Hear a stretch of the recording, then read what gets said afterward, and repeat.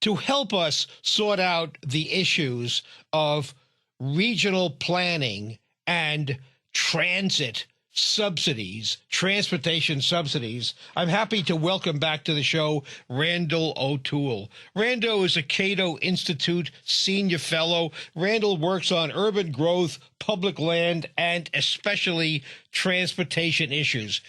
Randal has written The Vanishing Automobile and Other Urban Myths. That was written in 2001. And The Best Laid Plans as well. Randal writes frequently in a Regulation magazine. He's from Oregon, where I recently have spent a wonderful 4 days hiking. He was educated in forestry at OSU and economics at the University of Oregon. Randal, thank you so much for sharing an hour of your time on this Sunday morning. Well, I'm glad to be here. Thank you for inviting me. Now, Randal, transit, especially urban mass transit, and we'll explain these terms, is of course, a business activity, or at least it was, just like airlines and automobiles and inner-city buses and intercity buses like Greyhound and Megabus and all the others. But for some reason, our various levels of government have decided, and we have evolved to a system where these activities, which supply a product that presumably or a service that presumably people want, it has been decided somewhere that these activities, which are supplying a product that some people at least want, or a service, needs to be, number one, government-owned, and number two, subsidized by people who don't use the service, as opposed to paid for by people who do. How did we get from a system where we simply had a business activities, something like the airlines are today, privately owned and operated, to a system where it is all government-owned and operated and subsidized by non-users? How did we get here? Well, in the early 1960s, transit was mostly private. There were a few public-owned transit systems, like the San Francisco Muni system, but it was mostly private. And at that time, there were a number of commuter trains. Most transit was buses, but there were still some commuter trains, including the Southern Pacific commuter trains into San Francisco, commuter trains into New York City, Chicago, Philadelphia, Boston, and maybe one or two other cities. And the railroads that were running these commuter trains said they didn't want to do it anymore. They were losing money. They wanted to get out of the business.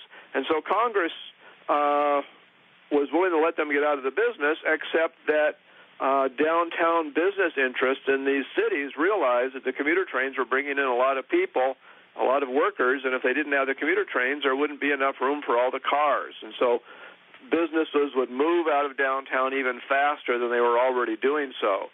Now, businesses continue to move out of downtown. Today, only about 8% of all jobs are in downtowns. But at that time, in 1964, Congress passed a law providing financial support for cities that took over the commuter train service, and there were only 5 or 6 cities that had commuter trains.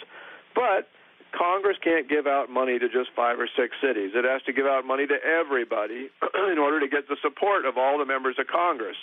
So they said any city that took over a transit agency was eligible to get federal funds. So within 10 years, almost all transit in the United States was taken over by government agencies so that the cities could get federal funds. In other words, it was all motivated by a desire to get so-called free federal money, and that's still going on today. Congress has a fund to build new rail transit lines, and it's free federal money. And so even though rail transit is extraordinarily expensive and inefficient and inflexible, we see cities all over the country competing to get this free federal money by building extremely expensive and wasteful rail transit systems. Now, Randal, you and I, you know what I'm going to say next. The word free federal money. Of course, it is not free. It is free to the recipient, but it is by no means free. It's my money and your money. It's not free to me. I'm paying for it. So this whole concept of free simply means, as we say in business, it is OPM, other people's money. It is by no means free. Now, I have one question. Why the story starts in the 60s when commuter airlines couldn't make money. Why couldn't they make money? They just charge enough to cover their overhead and the reward to shareholders. So what was special about commuter rail that made it incapable of making money? Well, rail transportation is just very expensive. If you're moving freight, you can take a freight car that weighs 50 tons and fill it with 100 tons of freight and get a pretty good payload to dead weight ratio. If you take a passenger car that weighs 50 tons and you pack it to the gills, you might have 12 tons of passengers in it. On average, you're only going to have 3 or 4 tons of passengers in it. So you've got a heavy dead weight to live weight ratio, and that means you're spending a lot of money hauling around this dead weight. You're spending a lot of energy. You're polluting a lot of air, pulling the trains to haul around this dead weight. It's extremely expensive to keep the tracks up for passengers. Passengers require more track maintenance than freight trains do, and so you have to spend a lot more money on it. And if you charged the full amount, people would just say, we're not going to ride it, and we're going to move our jobs to somewhere other than downtown. So this became a subsidy to downtown property interests. It wasn't a subsidy to transit riders. It wasn't a subsidy to poor people. It was a subsidy to downtown property owners who wanted to maintain the value of the skyscrapers that people had built on their land and didn't want those skyscrapers to have high vacancy rates, which they would do if all the jobs moved out to the suburbs. So what you've explained is the subsidy, and it is massive. The subsidy was presumably done to help, and indeed it's part of the myth of American transit that poor people are the ones, or lower income people, poor sounds almost pejorative, lower income people are the ones who, quote, can't afford cars and are dependent upon mass transit. Therefore, the subsidy is this feel-good kind of measure that helps low-income people get to their jobs so they can earn money. So the myth is the money goes from Washington as sort of a wealth transfer to low-income people. But you have said, no, that's not the case. The subsidy doesn't go to low-income people. And I'll ask you to explain that, because you wrote a wonderful piece recently on who benefits from transit, who is transit for. So who actually, if you divide up the pie chart of benefits, who are the ones who benefit from mass transit subsidies right now? Well, the argument that the transit people make is that there are some people who are transit dependent, but it turns out they are very few today. Almost everybody has a car. Almost 96% of American commuters live in a household that has a car that they can use to get to work. Of the 4% who live in a household that doesn't have a car, 20% of them, 21% of them get to work by driving alone, and another 12% carpool. Now, how do they get to work by driving alone if they don't have a car? They probably use an employer-supplied car. So even though their household doesn't have a car, they still have access to a vehicle. So more people get to work by car who don't have a car in their household than take transit. In San Jose, in Santa Clara County, 41% of the people who live in households with no cars get to work by driving alone, and only about 20% take transit. So transit isn't even relevant anymore to people, even if they don't have cars. Very few people don't have cars, but even the ones who don't have cars still get around by driving most of where they go. So because transit has become so irrelevant to people who don't have cars, transit agencies have invented a new mission for themselves, which is getting people out of their cars who already have cars. So now we are into spending enormous amounts of money attempting to do that. Now, are they helping low-income people? It turns out people who earn more than $75,000 a year are more likely to ride transit to work than people who earn less than $25,000 a year. So there are a few low-income people being helped by transit, but the vast majority of people who are riding transit aren't low-income and don't need those subsidies. So now we get into the second prong of this discussion, which is planning. So first we have absolutely little or no need for mass transit at all, let alone subsidized mass transit.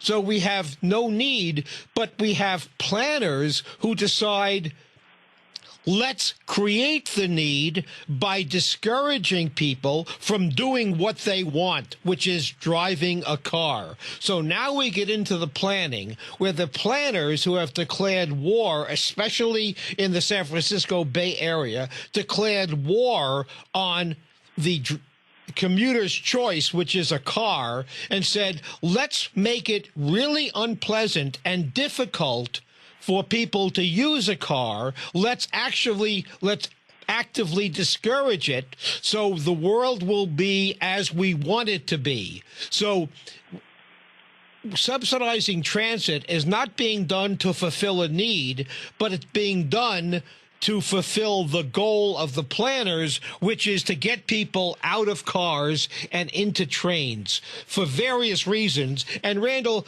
as to issues like the environmental, how sensible is the argument that light rail and mass transit in general is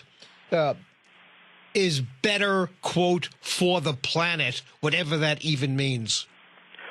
Well, on average, Americans driving around use about 3,300 British thermal units, BTUs of energy, per passenger mile to travel by car.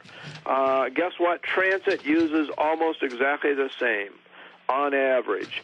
Where you have a few big cities like New York and Chicago that has huge numbers of transit riders, they use a little less. But in most urban areas, transit actually uses more energy per passenger mile than driving. And even if it's rail transit, outside of the Pacific Coast, most electricity is generated by burning fossil fuels. So even if you have electric light rail or electric rail transit of some kind or other, the fossil fuels being burned to generate that electricity are spewing all kinds of gases into the air, including greenhouse gases and toxins, and so they end up being just as dirty as driving. Now, in California and Oregon and Washington, where we have lots of hydroelectric dams and other renewable energy, the rail transit isn't quite as dirty, but if we want to serve people with clean energy, let's just encourage people to get electric cars rather than spending gobs of money on rail transit that hardly anybody uses. Even in the San Francisco Bay Area, only a tiny fraction of commuters actually take BART or some other form of rail transit to work. You know, it's interesting, Randal. As I said, I was just up visiting in your hometown area. I was up visiting Portland, and Portland, of course, loves its light rail. And everybody who I interacted with on my short hiking vacation who was from Portland or the area, I, of course, mentioned in a little bit of a smarmy kind of way about light rail. And I asked them if they ever took their light rail. And everybody I spoke to loved the light rail, but nobody ever actually took it. They just like the concept of living near light rail, but no one seems to use it. They just like to have it. It's sort of like a trophy wife or something like that. Well, this is what we're seeing everywhere. As I said, they started taking over, the government started taking over transit in the 1960s. In 1970, total subsidies to transit operations amounted to about $1.3 billion, and that's in adjusting for inflation to today's dollars. And transit carried the average American about 49 trips per year. Now, that meant a lot of people didn't take it at all, and some people took it hundreds of trips per year, but an average of 49 trips per urban American per year. Today, transit subsidies are up around $30 to $40 billion a year.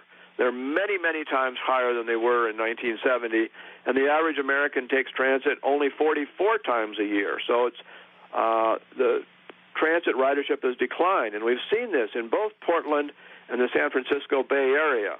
Portland, before they started building rail transit in 1980, almost 10% of commuters, 9.9%, took transit to work. Today, Portland has 5 light rail lines, a commuter rail line, and 2 streetcar lines, and only 7.4% of commuters take transit to work. In the San Francisco Bay Area, in the last 30 years, they've built 200 miles of new rail transit lines. They've built all kinds of high-density, compact developments along those rail transit lines. The population density of the San Francisco, Oakland, and San Jose urban areas has increased by 65%, and yet per capita transit ridership has declined by a third. So all this money spent on transit, all this social engineering, trying to get people to live in higher densities so they'll ride transit more, isn't working. And yet their solution to the problem is it's not working, so we'll just do more of the same.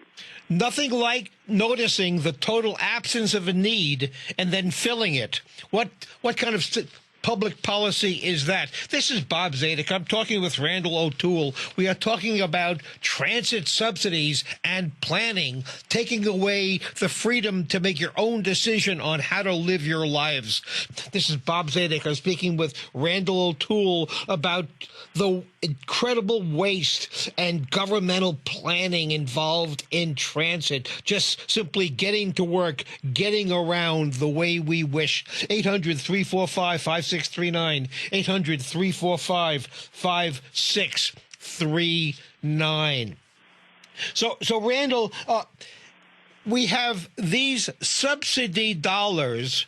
They don't go to poor people. They go to middle class and upper middle class recipients who are users of mass transit, at least as much as lower income people. Mass transit does not necessarily help the environment, whatever that phrase even means. But I think a lot of it seems to end up in the pockets of public service unions. Yes, transit unions have managed to get extremely cushy contracts, and including extremely cushy pension benefits and health care benefits.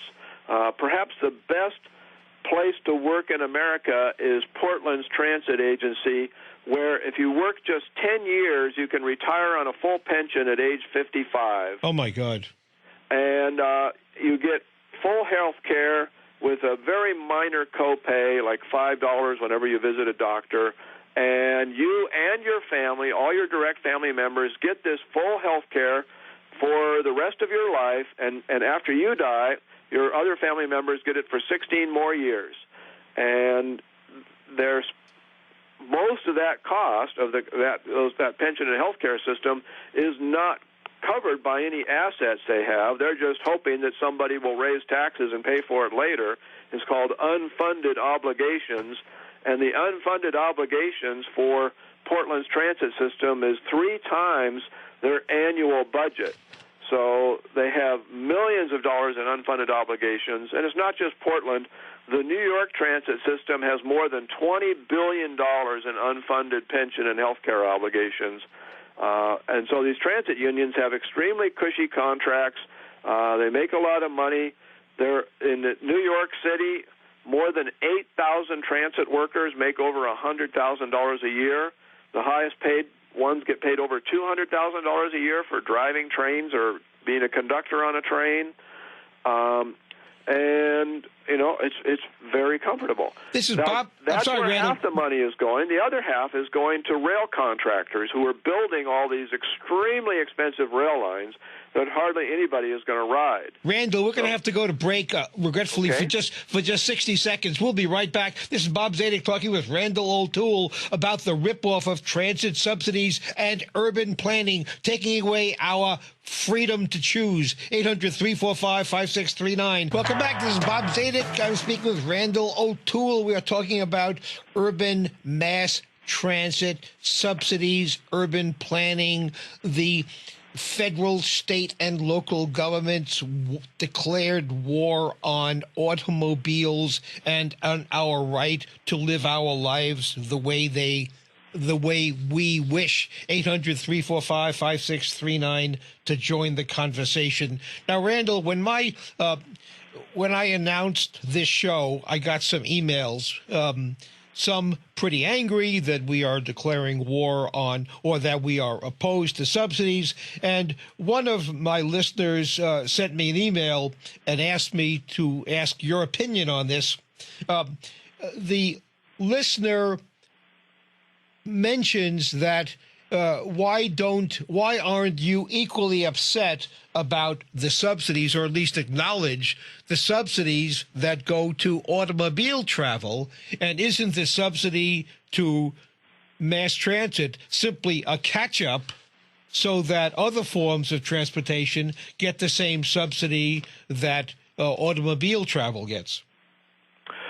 Well, that's a good question, and there are subsidies to roads, although almost all the subsidies to roads are to local streets. They aren't to major highways. The major highways are pretty much paid for out of gas taxes and tolls, but I'd like to see an end to the subsidies to local streets, and I'd especially like to see the end to, there are some subsidies to major highways. I'd like to see the end to those, and I am upset about those, and I've campaigned against them. However, on a per-passenger mile basis, the subsidies to roads are tiny. We travel almost 4 trillion passenger miles a year on highways. The subsidies average about $40 billion a year, so work it out, that's about a penny a passenger mile. The subsidies to transit are also about $40 billion a year, but we only travel about 50 billion passenger miles by transit. So the subsidies work out to close to $1 a passenger mile, about 80 cents a passenger mile. So the subsidies to transit are much greater than the subsidies to roads. And you have to ask yourself, if it costs you a penny more to travel by car per mile, or we'll call it 2 cents more because your car might have more than one person in it, if it costs you 2 cents more to travel by car, per mile, would you stop driving? No, I don't think so. You'd still drive because gas prices go up and down by more than that all the time if people keep driving. On the other hand, if it costs you 80 cents a mile more to take transit, and that's mostly buses, rail costs even more. So if you took say a 10-mile ride on BART, if that cost you $10 more than they're charging you, would that reduce the amount of transit travel you do? I think so. I think it would probably eliminate a lot of transit travel. Our transit systems are so inefficient that we're spending more and more and getting less and less. If we had private transit, if we got rid of public transit, I think the private operators would figure out ways to make it more efficient. They'd stop building inflexible, expensive rail lines.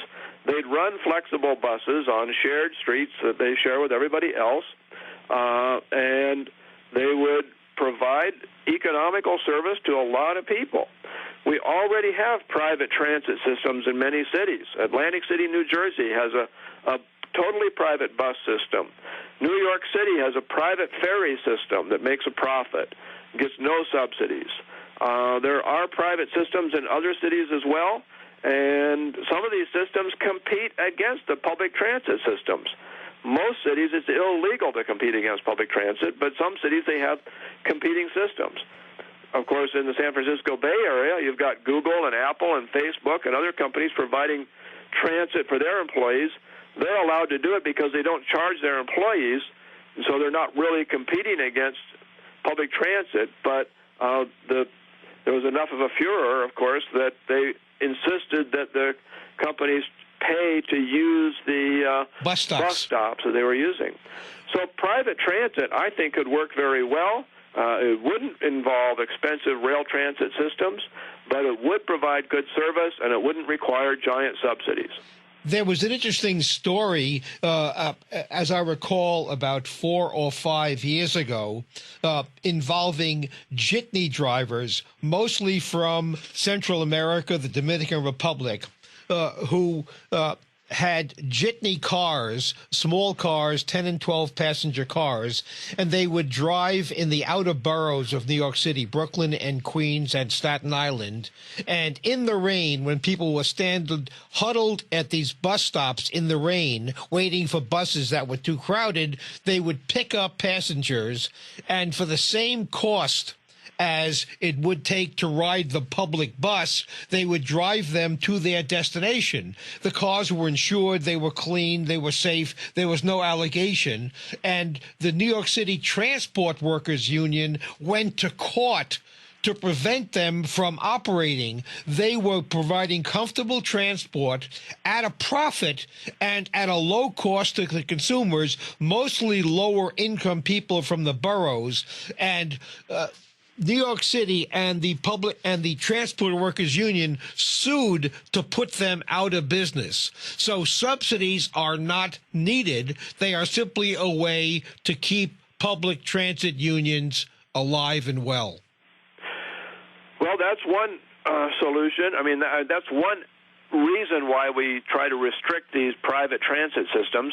Another is the taxi drivers don't want to see competition as well. But if you go to Puerto Rico, San Juan, Puerto Rico has a dual transit system. They have a public bus and rail system. They spent billions of dollars building a rail line that gets pathetic amounts of ridership. They should never have built it. And then they have a private transit system that are called publicos. And the publicos charge you a little more, but they'll pick you up where you are, and they'll drop you off to where you want to go. It's like a shared taxi, but they all are about 30 passenger buses, and they go all over in the San Juan area. They actually carry more people, more passenger miles than all the public buses and trains combined, without any subsidies at all. So if we allow the free market to work, if we allow people to respond to what users want, we're going to see lots of private transit. In the long run, however, we need to think about what's going to happen when we get self-driving cars. With self-driving cars, we're going to see a lot more of Uber-type car sharing, only there won't be a driver.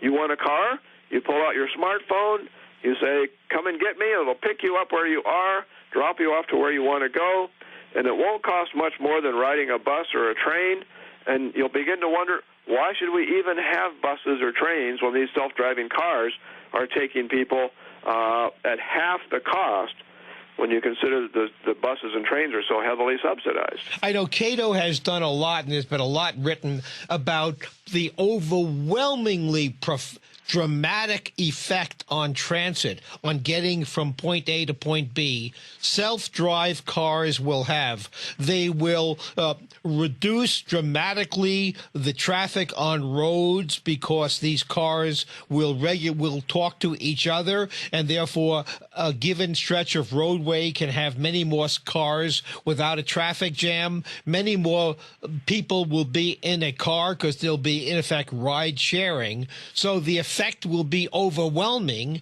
and it will all be private.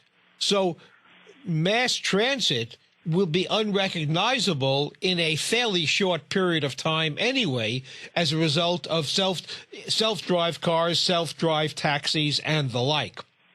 And that's not something far-fetched. That's many people are thinking within 5 to 7 years.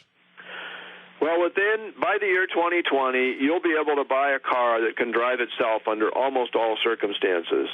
By the year 2030, you'll be able to buy a car that won't even have a steering wheel or brake or accelerator pedals. It'll just drive itself. There won't be any option for humans to take over. Today, you can buy a car for about $25,000 that can see the car in front of you, and mimic the speed of that car in front of you, so that you're a fixed distance behind that car at all times. And that way you won't have to, that'll really relieve the stress when you're in traffic, because you won't have to keep speeding down and slowing up. The car will do it for you, and it will help to relieve congestion. Well, if you have a car like that, and by 2020 they make cars that are completely self-driving, really converting your car into a total self-driving car is almost nothing more than a software upgrade. You'll have to add a few sensors, upgrade the software, probably cost you $3,000 or $4,000 at most, maybe even less than that. So that means self-driving cars could end up taking over the highways really rapidly, because a lot of existing cars will be easily converted to self-driving cars, and the idea of a self-driving car will be so valuable that many people will be demanding them a lot quicker than an ordinary car, and you'll see a huge turnover in the fleet. So I predict by 2040, you won't even be able to drive a human-driven car on a lot of highways. They'll just close the highways to human-driven cars because human drivers are too dangerous, and computer drivers are a lot safer. And Mothers Against Drunk Driving will change to Mothers Against Driving, and they'll be picketing about people who get behind the wheel because they become the threat. Randal, part of what I'd like to cover today is, and I know you've spoken a lot about this, is how regional planning systems around the country are starting to. This all started, of course, with Agenda 21 in the UN meeting in Rio de Janeiro, but there's a planning movement around the country to coerce. Coerce means take away people's freedom. To coerce where people, the decision of where you live, to get people out of the suburbs, away from, quote, sprawl. Sprawl is one of those words like blight that has a charged meaning, to force people into urban areas near so-called transit hubs under what's called stack and pack, which means pile people on top of each other, even though people may want to live in a single-family house. So what's going on? And I have a caller, which we'll take in a moment, who is going to, I'm sure, going to want to talk about planning, but tell us the overview of what this planning movement is all about. Well, planners start from the idea that auto driving is evil and anything that will get somebody out of their car is good. Then they take another step and they say people who live in high densities tend to drive less than people who live in low densities. Right now, more than 2 out of 3 Americans live in single-family homes. So planners have set a goal of reducing the percentage of Americans living in single-family homes to less than half. They want most Americans living in multifamily housing because they think that'll lead people to drive less, and that'll lead to energy savings and less greenhouse gas emissions. Well, the problem is that when they say people who live in multifamily housing drive less, they don't recognize the fact that people who want to drive less choose to live in multifamily housing. That's called the self-selection problem, and when you take that into account, it turns out the effect of density on driving is almost negligible. If you take a family of 4 who lives in a single-family home and plonk them into a multifamily apartment, they're not going to drive less. They're still going to need to take their kids to soccer practice and things like that, and so you're not going to be reducing driving all that much. So their plans aren't going to work, and yet we're seeing city after city adopting these plans. Portland has set a target of reducing the percentage of people living in single-family homes from 65% to 41%. The plan for San Francisco Bay Area, right now 57% of people live in single-family homes. They want to reduce it to at most 48% and probably less. Twin Cities, Phoenix, cities all over the country are writing these plans aimed at forcing people out of single-family homes and into apartments. And it's just, it has no effective value. It's just going to reduce our quality of life. Now, we have a caller, John from Petaluma. Welcome to the show this morning. What's on your mind? Hello. Hi, John. How are you? Good. How are you? Fine. How can we help you this morning? Well, as we proceed in this conversation, it comes to mind that we need to make a distinction, if there is any, between planners and rulers, planning and patronage, and planning as oligarchy. And how can we can we actually separate the downside consequences and the objectives of this planning from was essentially a reversal of the democratic process? Well, planning per se, first of all, planners are rulers. It's only a question of how much power they have extracted from the legislature. So that's a function of how much power they have, not what their goal is. But what's most importantly, as Randal pointed out, and Randal, you can speak to this, is that planners, they start with this hubris that they know better than us what we should be doing, indeed, what we should want to do. So people live in single-family houses, not because it's a felony not to, but because that's what they want to do. People live there because they want to.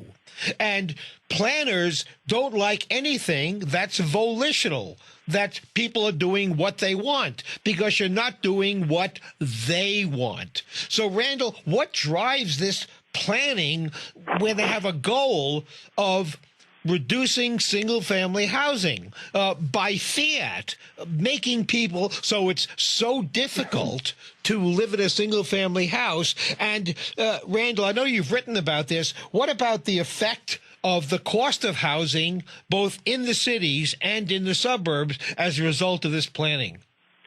Well, of course, the San Francisco Bay Area has some of the least affordable housing in the country. It costs 6 to 8 times median family income to buy a median home, whereas in the unplanned portions part of the country, like Texas and North Carolina and other places that are actually growing faster than California, it only costs about 2 times median family incomes to buy a median home. That's what it should cost, but when the planners start getting involved, the cost of housing goes up and incomes don't go up. So you've got unaffordable housing, and the more they plan, the more expensive single-family housing gets, and to some degree, that's a deliberate thing. They don't like single-family housing, so they're going to make single-family housing more expensive. They won't admit that their goal is to make it unaffordable, but that serves their goal of getting more people into multifamily housing. Now, why do they really want to get more people into multifamily housing? I think there's a lot of different motivations. I think a lot of planners are ideologues who think that multifamily is just better than single-family because you're rubbing shoulders with your neighbors, and so you'll get a more tolerant attitude toward your neighbors.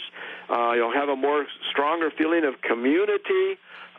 You'll have all these supposed benefits from living in multifamily housing. Of course, on the other hand, you could look at it as you lose your privacy, you lose quiet, you have a lot more noise, you have higher crime, you have a lot of social problems that come with multifamily housing, but they kind of ignore that. And the irony, the really sad thing is that planners claim to care about low-income people, and yet here they are, they're middle or upper middle class people. They're planning cities that middle or upper class people would like to live in. They themselves probably live in single-family homes, so they don't imagine that they're going to be the ones who are going to be stuck in this multifamily housing. The plan written for the San Francisco Bay Area actually said that Hispanics and Asians have historically lived in multifamily housing, and so as their numbers increase relative to whites, the demand for multifamily housing is going to go up. In other words, apartments are good enough for minorities, but they're not what we whites want, but that's okay. We'll just pack and stack more minorities into the apartments.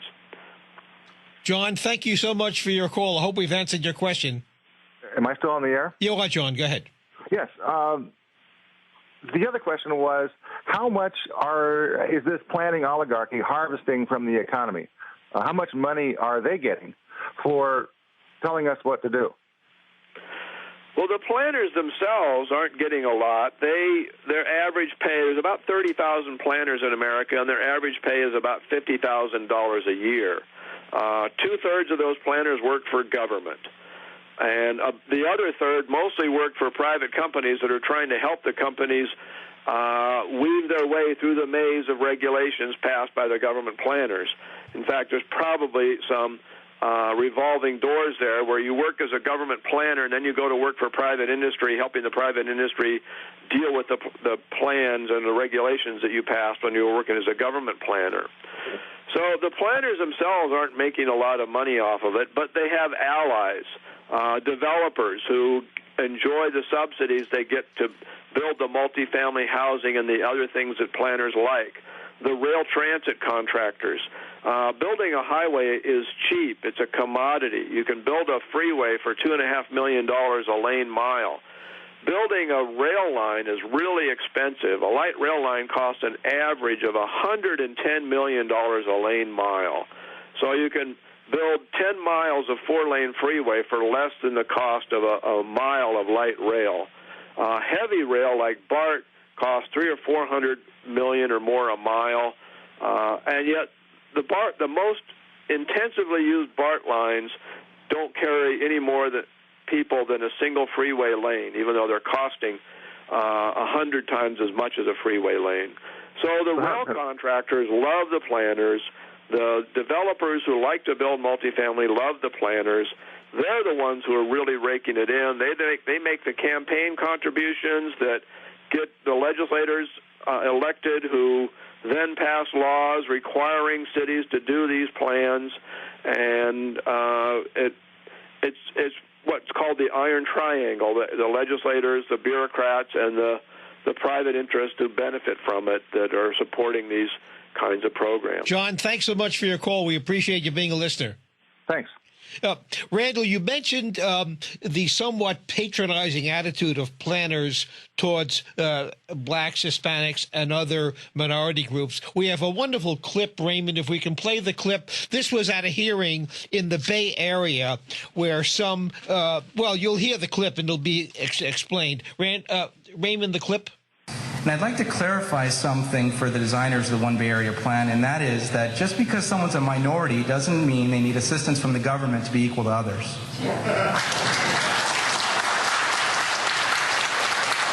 That's a racist philosophy, and it's insulting. The One Bay Area plan also highlights the desire to put high-density or multifamily homes near mass transit, and part of the justification cited is that we have growing demographics of Asian and Hispanic households. And on page 33 of the plan, you basically say brown people like to live in multifamily homes. As an Asian that looks Mexican, I'm offended twice. So there we have it, Randal. That was at a Bay Area hearing on the One Bay Area plan, which is one of those stack and pack proposals. So it's, among other things, and this, of course, is part of the mentality of the planners, is the hubris that they know best. And the reason people live in single-family houses is because they want to. The reason people live in cities is because they want to. Let people decide where they want to live and then provide and have them pay for the services they are willing to pay for. It is called freedom of choice. And freedom is a word that is the anathema to planners. That's right. And you see a stark contrast between, for example, the San Francisco Bay Area and Houston. Houston is the least planned city in the country. It doesn't even have zoning. The counties around Houston are not allowed to zone by state law. They're not allowed to do any land use regulation. And so developers will buy 5,000, 10,000 acres and develop them, put hundreds of home sites on them. Generally, 20% of the land in their developments is reserved for parks and open spaces. And they put in these beautiful developments, and you end up being able to buy a 4-bedroom, 2.5-bath, 2,400 square foot home on a quarter acre or a third of an acre lot for something like $200,000 to $220,000. Randall, we have one caller. We have a caller from Vero Beach, Florida. I want to see if I can take the caller. We only have a couple of minutes. Is it Phyllis? Phyllis Fry, hello. Hi, Phyllis. We have to make it quick. We only have a few seconds left, but I wanted to take your call. Sure. Thank you so much, Mr. O'Toole, for all the work you've done. You've written about our project here in the six-county region, Florida, not all aboard. And one of the things I wanted to mention is the RIF loan, the Railroad Rehabilitation Infrastructure Funding, includes not only rails and cars, but real estate development. So these developers come in at 3.25%, which is ridiculous, and no one else can compete with them. So once again, it interrupts the free enterprise system. Thank you so much for taking the call. Our caller is from Vero Beach, Florida, Randall. Sure, and I've actually corresponded with her in the past. She's concerned about a proposal to build it's supposedly not subsidized, but they want a government-subsidized loan to build a high-speed rail line from Miami to Orlando. And I think it might be a good thing if it could do it without any subsidies, but they say we're not going to be subsidized, but we can't build it without a $1.5 billion subsidized loan. And then I begin to say, wait a minute, there's something phony going on around here. What if they build it and then can't pay the loan? They default on the loan, but we still end up stuck with this urban monument that isn't really moving that many people. Thank you very much, Phyllis. Thank you for the call. Randall, thanks so much for spending an hour of your time with us on this Sunday morning. We regretfully didn't get a chance to talk about one of your favorite topics, which is California's high-speed rail. That we'll have to reserve for another time. This is Bob Zadek. I spent an hour talking with Randal O'Toole about transit subsidies and transit in America.